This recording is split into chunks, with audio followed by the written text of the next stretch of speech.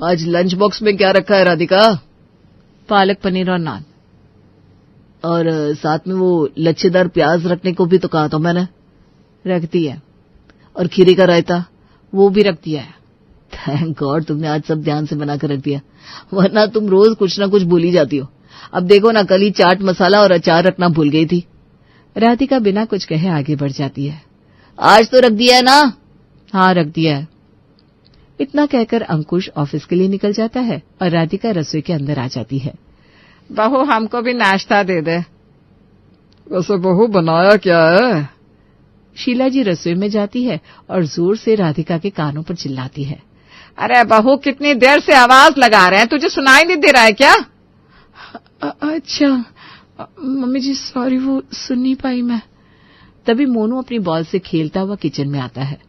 क्या मम्मी आपका ध्यान जाने कहाँ रहता है? आपको दादी दादू की बात सुनाई नहीं देती? मोनू के मुंह से ये बात सुनकर शीला जी और राकेश जी दोनों ठहाका लगाकर हंसने लगते हैं। शीला जल्दी से चलकर राकेश के पास जाती है।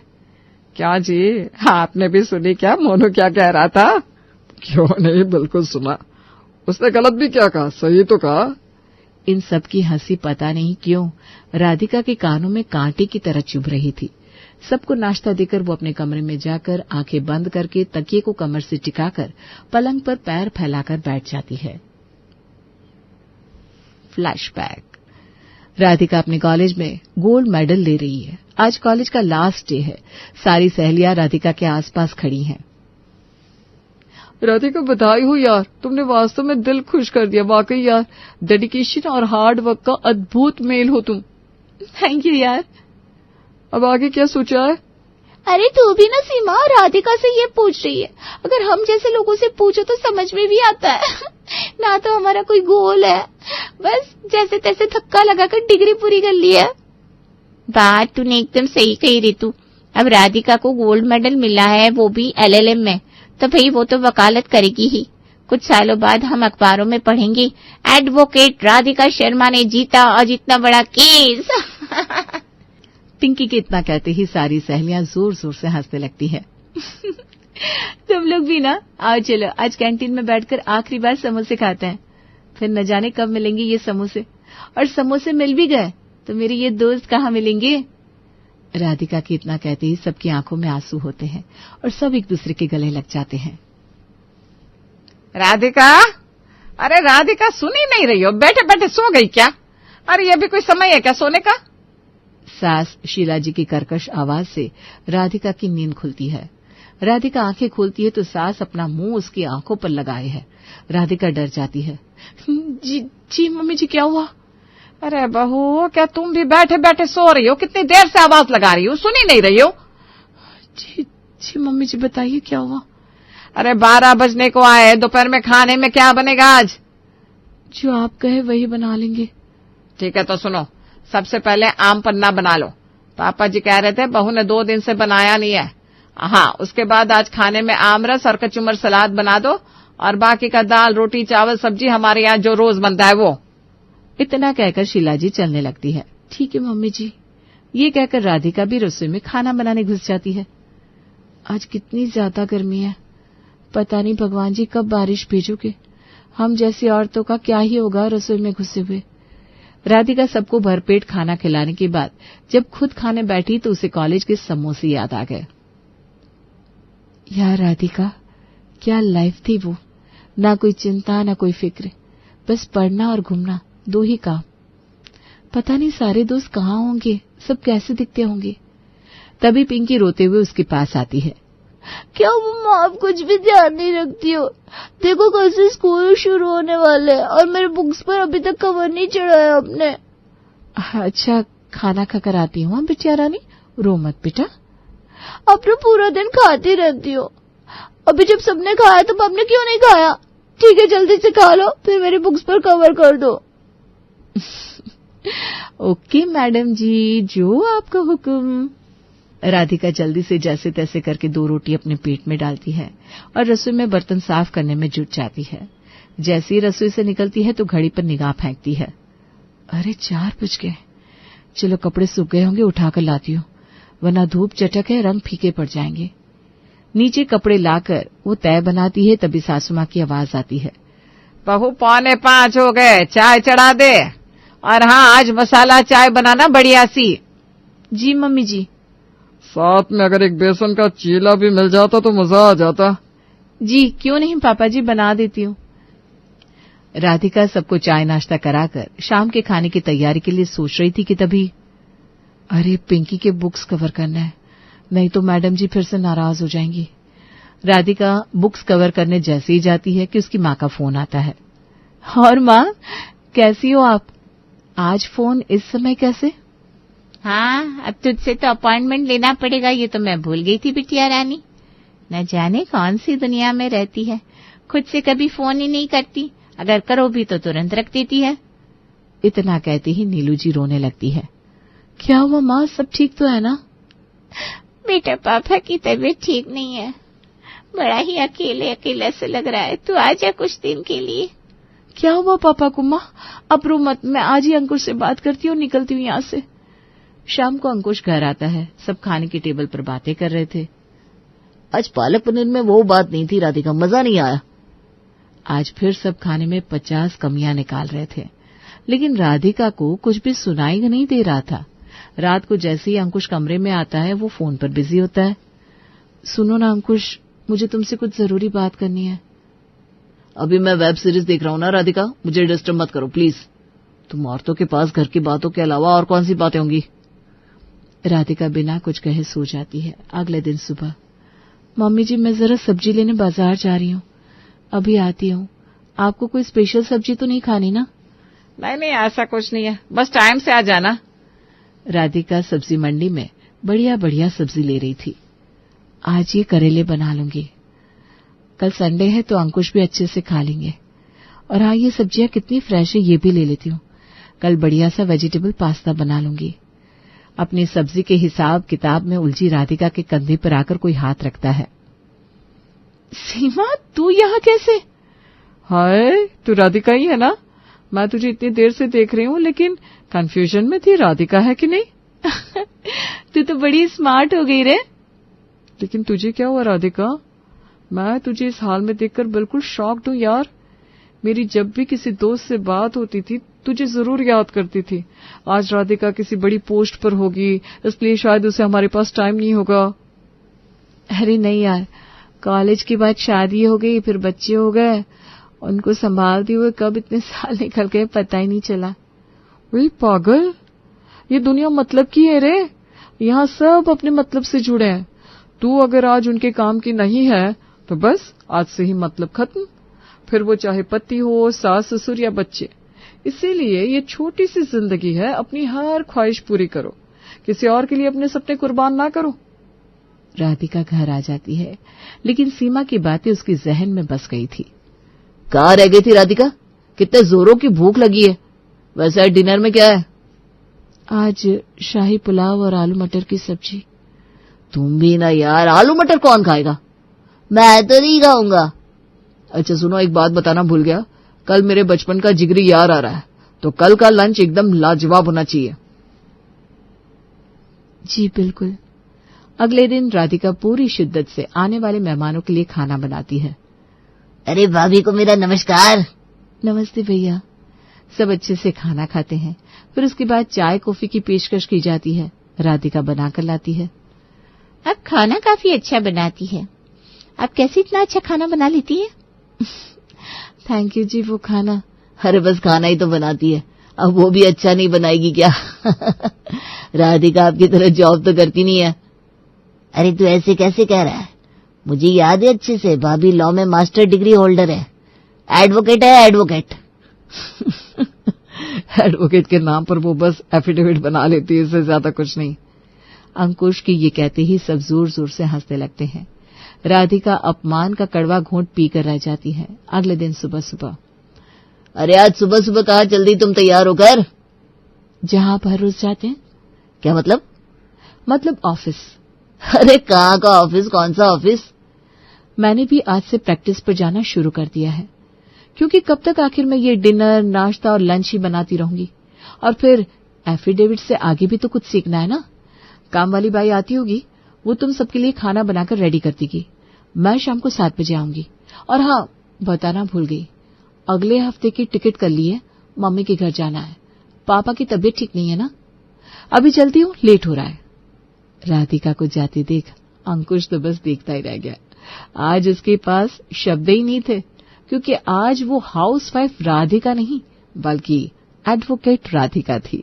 माँ, आज छोले भटूरे खाने का बहुत मन हो रहा है, बना दो ना। बेटा, तुम लोगों की फरमाइश है कि खत्म होने का नाम ही नहीं लेती। यहाँ घुट्टों के दर्द से मेरी जान जा रही है और तुझे छोले भटूरे की पड़ी है। साफ साफ बता रही हूँ, मुझसे ये फरमाइशी खाना नहीं बनता। दाल चावल बनाकर रखे हैं, खा ले चुपचाप। फिर से दाल चावल? अरे माँ, कभी तो कुछ अच्छा बना लिया करो। आखिर कोई कितना दाल चावल और दलिया खाएगा। ऐसा है बेटा, अपने बड़े भाई को कह कि शादी की उम्र हो रही है तो शादी कर ले। घर में बहू आएगी तो इस रोज रोज की किटकिट से मेरी जान छूटेगी। फिर भाभी से बनवाना अपनी पसंद का खाना। मुझे तो अब घर के काम से ऊबन हो गई है। शाम के समय, अरे भैया, चाचा जी ने 2-3 फोटो भेजी है, आप देखकर बताओ ना भाभी के लिए किसको सिलेक्ट करे। अभी अभी ऑफिस से आया हूँ, आते ही दिमाग चाटने लगे। चल पहले एक कप चाय बना कर ला। भैया, बात को टालो मत ना। मुझे पता है आपको कोई चाय वाय पीने का मन नहीं है, बस शादी की बात को रफा दफा करने के लिए बात बदल रहे हो आप। अरे मैं पूछ रही हूँ, कब तक भागते रहोगे? यार शादी तो करनी है ना, आज नहीं तो कल। फिर कर क्यों नहीं लेते? कितने अरमान है मेरे अपने भाई की शादी में एंजॉय करने की। मुझे तो लग रहा है आपकी शादी का इंतजार करते करते बूढ़ी हो जाऊंगी मैं। देख रचना, पहले भी 100 दफा बोल चुका हूँ, एक बार और बोल देता हूँ, मुझे शादी नहीं करनी, आज नहीं, कल नहीं, करनी ही नहीं। बात आई समझ में? या फिर 1-2 बार और बोल दूँ ताकि सबको अच्छे से मेरी बात समझ में आ जाए? अरे मैं परेशान हो गया हूँ रोज रोज एक ही बात को रिपीट करते करते। आप लोगों को कोई काम धंधा नहीं है क्या मेरी शादी करने के अलावा? ऐसा है बेटा, माँ अपनी जवानी से लेकर बुढ़ापे तक इसी उम्मीद में घर गृहस्थी में पीसती है कि एक दिन उसके बेटे की शादी होगी और वो घर की सारी जिम्मेदारी अपनी बहू को सौंप कर कुछ दिन सुकून से जिएगी। मुझे ये बता, मुझे कोई हक नहीं है क्या कि मैं भी 2-4 दिन चैन से बैठकर 2 रोटी खा सकूं? तुम्हारे पिताजी को नौकरानी के हाथ का खाना नहीं खाना, सुपुत्र को शादी नहीं करनी, कुल मिलाकर जीवन भर घर में रोटियां बनाने के लिए सिर्फ मैं ही बची ना। और ठीक है, हमने तो अपनी किस्मत समझकर इसे भी स्वीकार कर लिया। बना रही हूँ ना इतने सालों से 3 वक्त का खाना, लेकिन उसमें भी हमारे शहजादे और शहजादियों को अब घर का खाना पसंद कहाँ आता है, क्योंकि वो तो है आज के ज़माने की जी। इनको रोज़ चाहिए पिज्ज़ा, बर्गर, मोमोज, डोसा। देखो, कान खोल कर सुन लो, मुझसे ये शाही पकवान नहीं बनते। जो इस बूढ़ी माँ से बन सकता है वो मैं बना कर खिला रही हूँ। अब जिसको ज़्यादा रंग बिरंगा खाना खाने का मन करता हो वो खुद जाए किचन में और अपने हाथों का जादू चलाकर बना ले अपने लिए। अरे माँ, ये तो सरासर ज्यादती हुई ना कि अगर मैं शादी करने को तैयार नहीं हूँ तो आप हमें ऐसा बीमारों वाला खाना खिलाएंगी। अच्छा ठीक है, मेरे पास में ना आपकी प्रॉब्लम का एक सोल्यूशन है। अब आपसे खाना नहीं बन रहा है ना, इसका मतलब ये तो नहीं कि मैं किसी भी सड़क चलती लड़की से शादी कर लूँ और उसे अपने घर ले आऊँ। वैसे भी माँ, अपनी सोच बदलो, बहुएं सिर्फ खाना बनवाने के लिए नहीं लाई जाती। मैं आपके फ़ोन में ना ज़ोमैटो और ब्लिंकिट डाउनलोड कर देता हूँ। आपको जब जो खाने का मन हो आप यहाँ से ऑर्डर करके मंगा लिया करो। ये आपके चंगू मंगू है ना, ये परेशान करना बंद कर देंगे। अजय माँ के फ़ोन में ज़ोमैटो ऐप डाउनलोड कर देता है और उन्हें इस्तेमाल करना भी सिखा देता है। अरे रहने दे, मेरे फ़ोन में ये सब डाउनलोड मत कर। बिना बात आदतें ही तो ख़राब होती है सब चीज़ों से, कोई अच्छी चीज़ थोड़ी ना है। अरे कुछ नहीं बिगड़ता माँ, कभी कभी खाने से, सब खाते हैं। अगले दिन शाम के समय अजय ऑफिस से घर लौट रहा था, तभी उसे पड़ोस में रहने वाली अंतिमा दिखाई देती है, जो अपने घर के बाहर खड़ी होकर जोर जोर से फ़ोन पर बात कर रही थी। अरे दीदी, मेरे लिए कोई लड़कों की कमी थोड़ी ना है। पिछले महीने 3-3 लड़कों के रिश्ते आए थे, लेकिन मेरी ना अभी इच्छा ही नहीं है शादी करने की। वैसे भी मेरी कौन सी उम्र निकल जा रही है, अच्छी खासी जॉब कर रही हूँ, एक ढूंढूंगी ना तो 10 लड़के मिल जाएंगे मुझे। हाँ। अरे मैडम, रास्ता छोड़ो। हाँ, हमें पता है बहुत रूप की रानी हो आप, और आपके घर के बाहर रोज़ लड़कों की लाइन लगती है, लेकिन ये आने जाने वालों का रास्ता रोक रोक कर चिल्ला चिल्ला कर बात करने का मतलब क्या है? अपने घर में बैठकर बात करो ना। लो चले आए मुंह उठाकर। तुमसे कौन बात कर रहा है? मैं तो अपनी दीदी से बात कर रही थी। तुम्हें दिक्कत हो रही है ना तो तुम मत सुनो।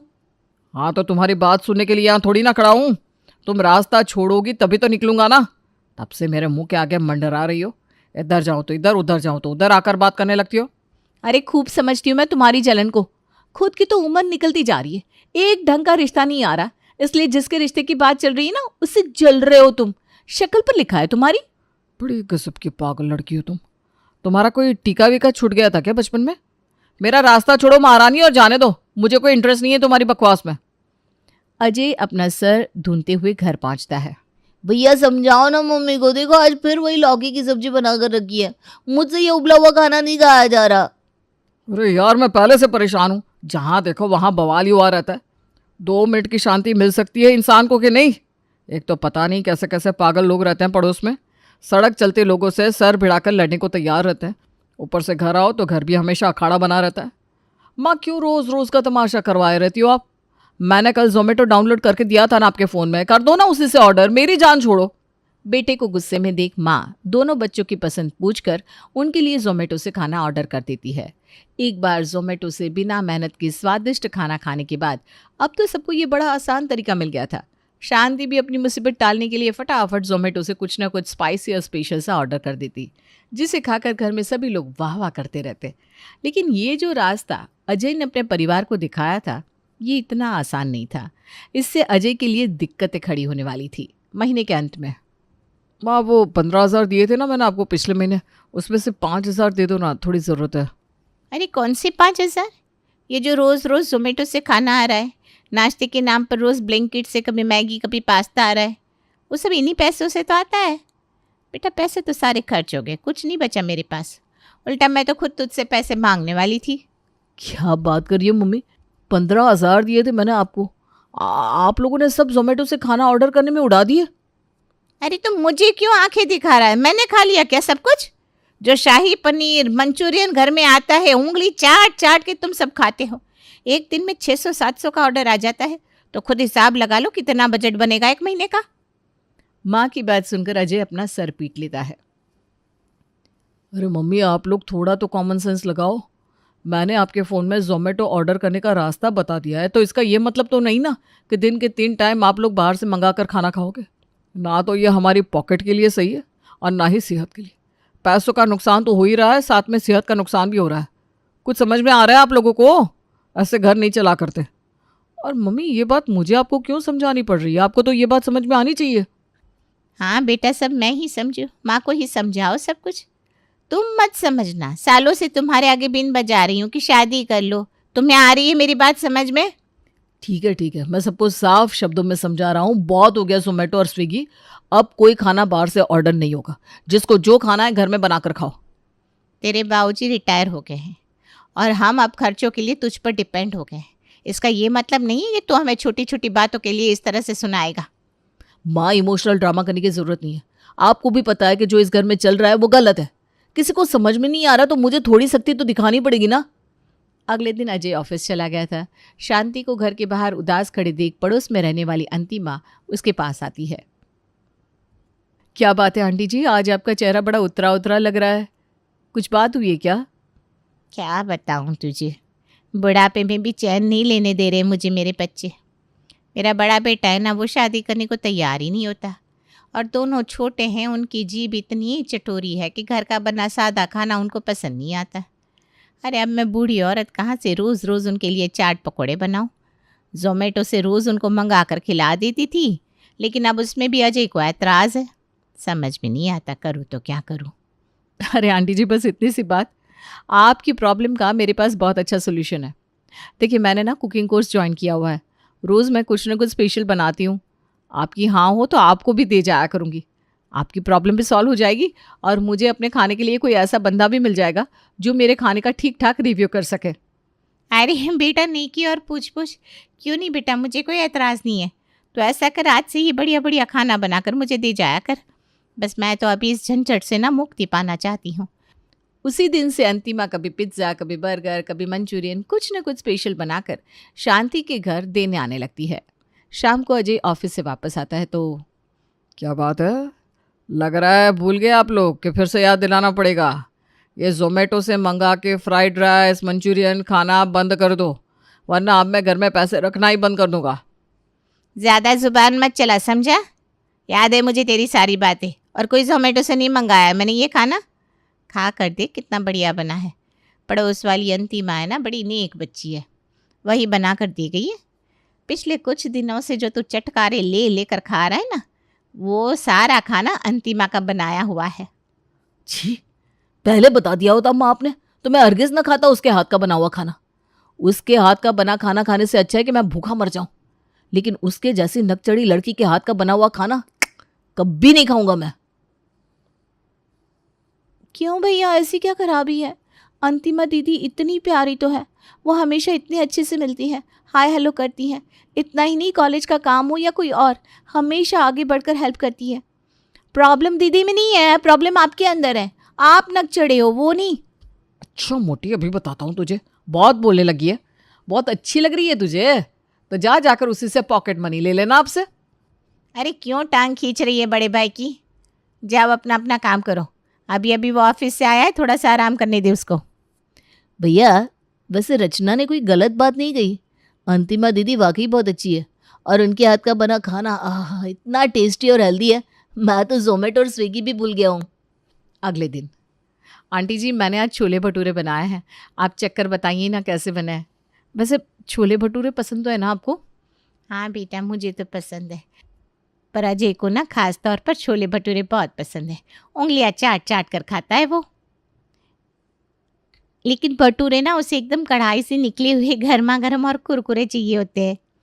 एक आइडिया है आंटी जी, संडे के दिन मैं आपके घर आकर ही छोले भटूरे बनाऊंगी और सबको गर्मा गर्म खिलाऊंगी, क्या कहती हो? हाँ बेटा, आइडिया तो बहुत अच्छा है। ठीक है, रविवार के दिन तू छोले भटूरे बनाना। उस दिन तो सब बच्चे घर में ही रहते हैं, सबका मूड फ्रेश हो जाएगा। रविवार के दिन अंतिमा आती है और रसोई में खड़े होकर छोले भटूरे बनाने लगती है। मम्मी ये क्या तमाशा लगा रखा है आपने? क्या जरूरत है इस नकचड़ी को यहाँ बुलाने की? अरे कहाँ से नकचड़ी दिखाई दे रही है तुझे? इतनी प्यारी बच्ची है और तुझे पसंद नहीं है। ऐसा है ना तो तू जाकर अपने कमरे में बैठ, यहाँ पर तरह तरह की शक्ल बनाने की कोई ज़रूरत ना है। माँ की बात सुनकर वो अपने कमरे में जाकर बैठ जाता है। घर में सबको गर्मा गर्म छोले भटूरे खिलाने के बाद, आंटी जी अजय नहीं आया, उसे नहीं खाना क्या छोले भटूरे? अरे बात मत कर उस नालायक की। कहते हैं ना, भैंस के आगे चाहे जितना बीन बजा लो उसे कुछ समझ में नहीं आता। मैंने तो बहुत समझाया कि अंतिमा इतने स्वादिष्ट छोले भटूरे बनाती है, जब तेरा फेवरेट है तो आकर गर्मा गर्म खा ले। लेकिन पता नहीं क्या परेशानी है उसे, हर समय मुंह सड़ाए बैठा रहता है। मैं एक बार कोशिश करूं? हाँ हाँ बेटा, क्यों नहीं, तू भी पूछ कर देख ले। वैसे ना वो अड़ियल घोड़ा इतनी आसानी से मानने वाला नहीं है। अजय, तुम्हारे तो छोले भटूरे फेवरेट है ना, फिर खाने से मना क्यों कर रहे हो? फेवरेट है लेकिन तुम्हारे हाथ का नहीं खाना है। अरे तुम्हें प्रॉब्लम क्या है? तुम्हारी बुद्धि थोड़ी मोटी है या सिर्फ मेरे सामने ही ऐसे डम बनने की कोशिश करते हो तुम? देखो अंतिमा, बदतमीजी से मत बात करो मेरे साथ, जाओ यहाँ से। मैं कोई बदतमीजी नहीं कर रही हूँ, आज तुमसे खुलकर पूछने आई हूँ। रोज मैं इतनी मेहनत से खाना बनाकर देकर जाती हूँ, सच बताना क्या आज तक एक टुकड़ा भी अपने मुंह में रखा तुमने? नहीं रखा और आगे से भी नहीं रखूंगा। कह दिया ना, दूर रहो मुझसे। बहुत रिश्ते आ रहे ना तुम्हारे, तो शादी करो, अपना घर बसाओ, मेरे पीछे क्यों पड़ी हो? लड़ाई करने के लिए तुम्हारे ससुराल में भी कोई ना कोई तुम्हें मिल ही जाएगा। एक नंबर के घोंचू हो तुम, तुम्हें समझ में नहीं आता? इतने दिनों से ये दिन रात मेहनत मैं तुम्हारी पूरी फैमिली को खुश करने के लिए नहीं, तुम्हारे लिए कर रही हूं। ये रोज रोज तरह तरह का खाना बनाकर तुम्हारे लिए लेकर आती हूँ, तुम्हारे छोटे भाई बहन और मम्मी के लिए नहीं। लेकिन तुम्हें तो कोई फर्क ही नहीं पड़ रहा। क्या ये सब तुमने मेरे लिए किया? और नहीं तो क्या, एक से बढ़कर एक गधे देखे मैंने, लेकिन तुम्हारे जैसा नहीं देखा। लड़की के दिल की बात तुम्हें समझ में नहीं आती। नहीं खाना ना तुम्हें छोले भटूरे तो ठीक है, मत खाओ। आज के बाद मैं इस घर में कभी नहीं आऊंगी। और सुनो, आंटी को खाना बनाने में दिक्कत होती है तो कोई देख लो सती सावित्री, जो जीवन भर तुम्हारे पागलपन को बर्दाश्त करे और आंटी को खाना बनाकर खिला सके। अपनी बात तो बता दी, लेकिन मेरी भी सुनती जाओ। जानना नहीं चाहोगे 30 साल तक कंवारा क्यों बैठा हूं मैं? क्यों शादी नहीं करना चाहता? क्योंकि मैं तुमसे शादी करना चाहता हूं और तुम हो कि हर समय मुझसे लड़ाई करने के बहाने ढूंढती रहती हो। बस इसीलिए आज तक शादी के नाम से मुंह छुपाता घूम रहा हूं मैं। अगर ऐसी बात थी तो कभी बताया क्यों नहीं? शादी नहीं करोगे यह बात तो चिल्ला चिल्ला के पूरी दुनिया को बता दी, लेकिन मुझसे शादी करना चाहते हो ये बात आज तक कभी किसी को बताई? तुम्हारी हरकतें देख कर ना दिल तो यही कर रहा है कि तुम्हें शादी के लिए मना कर दूं। तुम्हारे जैसे लड़के वैसे शादी करने के लायक नहीं होते। देखो देखो, फिर से झगड़ा करने लगी। बस तुम्हारी इसी आदत के कारण आज तक तुमसे अपने मन की बात नहीं कह पाया हूं। जब देखो तब झगड़ा करती रहती हूँ। अरे भैया, सब सुन लिया मैंने। कमाल की घन चक्कर हो आप दोनों। और अंतिमा दीदी, आप 1 महीने से पूरे परिवार को बना बना कर खाना खिला रही हो, लेकिन एक बार सामने से आकर भैया को आई लव यू नहीं बोल सकती थी? हमारे भाई साहब तो आपसे भी बढ़कर है। शादी के नाम से ऐसे चिढ़ जाते हैं जैसे किसी ने उनकी दुम पर पाँव रख दिया हो। अरे भैया, इतनी बार आपसे जानने की कोशिश की मैंने कि आपको शादी क्यों नहीं करनी, लेकिन ये मुंह पर जो ताला लगा कर रखा था, किसी और के सामने ना सही अपनी बहन के सामने तो खोल सकते थे। चलो ठीक है, अब जो हुआ सो हुआ। आप दोनों की शादी कराने की जिम्मेदारी मेरी। रचना भागती हुई अपनी माँ के पास जाती है और उन्हें अजय और अंतिमा के बारे में बताती है। अरे बेटा, तेरे जैसी सुंदर सुशील इतनी प्यारी लड़की तो हमें ढूंढने से भी नहीं मिलेगी, और तेरी वजह से तो मेरे नालायक बच्चों की बाहर का खाना खाने की आदत छूटी है, वरना इनको तो 24 घंटे बस रेस्टोरेंट का खाना खाने की लत लग गई थी। तू मेरे घर दुल्हन बनकर आएगी ना तो किस्मत ही खुल जाएगी हमारी तो। बिना देरी किए शांति झटपट शादी का मुहूर्त निकलवाती है और अंतिमा को दुल्हन बनाकर अपने घर ले आती है।